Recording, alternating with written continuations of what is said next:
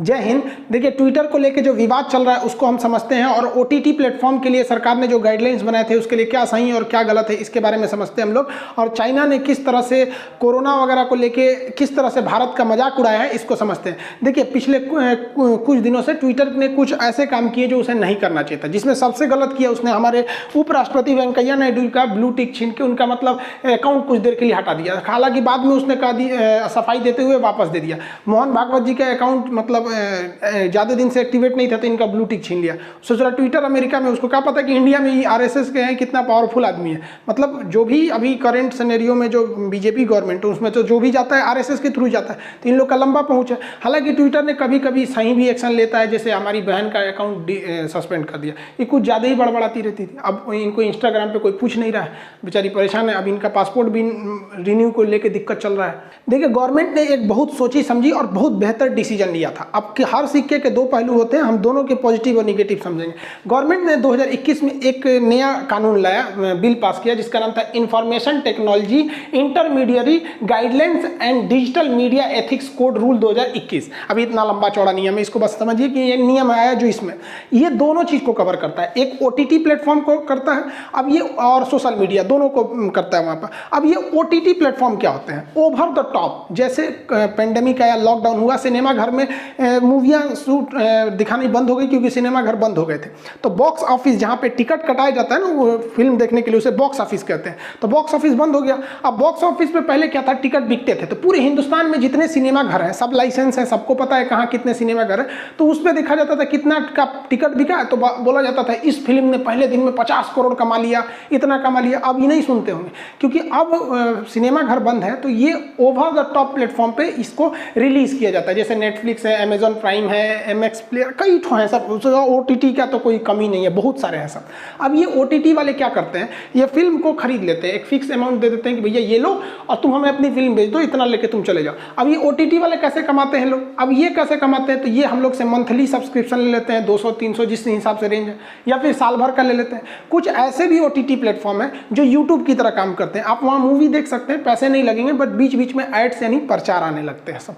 जैसे यूट्यूब को भी देखिए ना, अगर आप एक मंथली सब्सक्रिप्शन ले लेते हैं यूट्यूब का, जिसे यूट्यूब प्रीमियम कहते हैं, तो आप प्रीमियम ले लेते हैं तो यूट्यूब को कुछ पैसे दे देते हैं, वो आपको ऐड नहीं दिखाता है, केवल आपको काम लायक चीजें दिखाएगा, बीच में ऐड नहीं आएंगी। तो ये ओटीटी प्लेटफॉर्म कभी कभी अपनी मर्यादा को हिल जाते थे। कुछ ऐसे फिल्म दिखाने लगते थे बिल्कुल अश्लीलता थी या गाली गलौज बहुत ज्यादा था।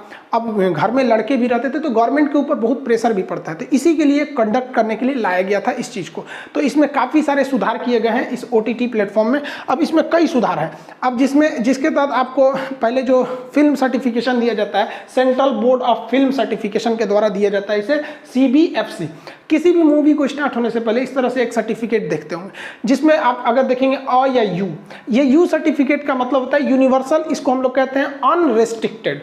यूनिवर्सल या अनरेस्ट्रिक्टेड मतलब ऐसी मूवी में कोई भी गलत चीजें नहीं रहती हैं, नहीं, मतलब एकदम पारिवारिक मूवी, जैसे बागवान कितनी बेहतरीन मूवी है, तो वैसी मूवियों में यू सर्टिफिकेट दे। उसी कैटेगरी की जितनी अच्छी मूवियां रहती हैं उनको यू कैटेगरी दे दिया जाता है। लेकिन कुछ इसी से मिलती जुलती और भी कैटेगरी रहती है जिसे हम लोग कहते हैं यूए। ये यू का ही है, इसे कहा जाता है कि unrestricted with caution of age. इसमें भी कोई रिस्ट्रिक्शन नहीं है, लेकिन इसमें एक एज बाउंडेशन लगा दिया गया। क्यों? कि भाई कभी कभी हॉरर मूवी होती है, डरावनी मूवी, तो बच्चा अकेले नहीं देख सकता है क्योंकि एज का रिस्ट्रिक्शन है, उसे गार्जियन के पास रख के देखना पड़ेगा। अब इसकी कई कैटेगरी बना दी गई इस नियम के हिसाब से। एज रिस्ट्रिक्शन लगाया गया, देखिए यूए 7, यानी जो 7 साल के लड़के रहेंगे उनके लिए डरावनी मूवियों को नहीं रखना है। बेचारा डर उड़ जाएगा, सर रात में, छोटका लड़का डर जाता है रात में ना, तो उसको रात में पेशाब लगेगा तो जाएगा ही नहीं, तो घर वालों को ले जाएगा, पापा आप गेट पे खड़े रहना। तो पहले ही मूवियाँ में बता दिया जाता है कि भैया यूए 7 रहेगा तो छोटका सबको मत दिखाइए। उसी तरह से यूए 13 साल के लिए, 16 साल के लिए अलग अलग। अब किसी में खतरनाक स्टंट रहेंगे या फिर गाली गलौज रहेंगे, तो होता क्या है कि कुछ गाली गलौज एक्सेप्टेबल होते हैं, चलो भैया इतना तक चलेगा, लेकिन एकदम खुल के गरियाने लगोगे तो वो भी नहीं चलता है। तो वो एज रिस्ट्रिक्शन पे रहता है कि किस एज को देखना चाहिए। अगर एज रिस्ट्रिक्शन मान के चलिए 13 साल है, कोई 12 साल का लड़का देख रहा है तो वो खुद ही गलत कर रहा है, तो इसमें गार्जियन के प्रेजेंस में उसे देखा जा सकता है। इसके अलावा एक और सर्टिफिकेट होता है जिसे हम लोग कहते हैं व या ए। ये तो एडल्ट होते हैं 18 साल से ऊपर का, इसमें अश्लील मूवी भी आ जाती हैं या गाली गलौज ज्यादा रहता है, ये सब भी इसमें आ जाते हैं सब। अब एक एस होता है, एस हम लोग नहीं देखे होंगे, ये स्पेसिफिक चीज़ों के लिए दिखाया जाता है। जैसे मान के चले किसी डॉक्टर को पोस्टमार्टम में क्या क्या चीज़ें होती हैं उसको अगर एक मूवी के तौर पे दिखाना है तो वो उसमें दिखा सकता है। साइंटिस्ट के लिए या कोरोना को किस तरह से कोरोना वैक्सीन का जीनोम सीक्वेंसिंग किया जाता है तो उसको एक बड़े से मूवी कन्वेंशन हॉल में अगर दिखाएंगे इस तरह से तो उसके लिए स्पेसिफिक एस का यूज किया जाता है। तो ये 4 टाइप के जो होते हैं ये हम लोग के मतलब पहले से सर्टिफिकेशन दिए जाते थे। आप मूवी शुरू करेंगे तो आपको पता चल जाएगा कि किस कैटेगरी की मूवी है शुरुआत के 10 सेकंड में इस सर्टिफिकेट को देख के। इस नियम में ओटीटी प्लेटफॉर्म को कहा गया है कि आपको अगर कोई मूवी रिलीज हो जाती है तो उसके बाद भी अगर गवर्नमेंट कहती है कि उस चीज़ को काट दीजिए तो काटना पड़ेगा। जैसे तांडव मूवी में कोई सीन को लेकर गवर्नमेंट ने कटवा दिया था तांडव मूवी को, तो उसके बाद से वो उसका जो विवाद था उसको काट दिया गया। इस नियम में कई सारे और चीज़ें दिए गए। इसमें ना जो सोशल मीडिया के लिए जो सेक्शन बनाया गया, अब सोशल मीडिया में हर चीज़ आता है, व्हाट्सअप, ट्विटर, फेसबुक, ये सब चीज़ें आ जाती हैं।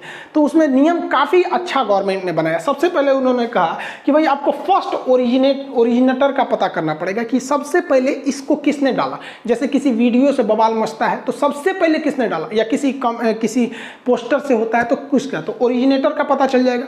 उसके बाद इसने कहा कि एक ऑफिसर आपको क्या करना पड़ेगा, इंडिया में क्या करना पड़ेगा, अपॉइंट करना पड़ेगा, जो ग्रीवांसेज यानी शिकायतें सुने लोगों की कि भैया इस चीज़ को हटाना है यहाँ है। अब उसको क्या करना पड़ेगा, 15 दिन में आपको उस शिकायत को हटाना पड़ेगा। बहुत बार ऐसा होता है किसी के एमएमएस वायरल कर दो, बेचारा का पूरा लाइफ खराब हो जाता है। तो ऐसे चीज़ों को 15 दिन के अंदर अंदर आपको हटाना पड़ जाएगा। ये गवर्नमेंट ने इस नियम में कहा था, जो बिल्कुल बेहतरीन था। इसके अलावा कहा था गवर्नमेंट ने कि मंथली आपको रिपोर्ट फाइल करना पड़ेगा कि इस महीने आपने किस कैटेगरी के शिकायतों को हटाया, ताकि गवर्नमेंट उस पर और अच्छे से नजर रखे कि किस कैटेगरी के शिकायत आ रहे हैं। जैसे किसी के एमएमएस का, या धार्मिक टिप्पणी कर देना, या किसी की राजनीतिक टिप्पणी करके छवि खराब कर देना, उस टाइप के ये चीज़ों को इसमें कहा गया था। तो ये तो बेहतरीन बात थी। अब सारे सोशल मीडिया ने इसे मान लिया, ट्विटर ने इसको नहीं मान रहा था। हालांकि इसमें एक और चीज़ थी जो गवर्नमेंट यहाँ छुपा रही है। गवर्नमेंट ने कहा था कि अगर हमें कोई चीज़ अनअप्रोप्रिएट लगेगी, ऐसा लगेगा कि ये चीज़ ठीक नहीं है, तो आपको वो चीज़ें भी हटानी पड़ेगी।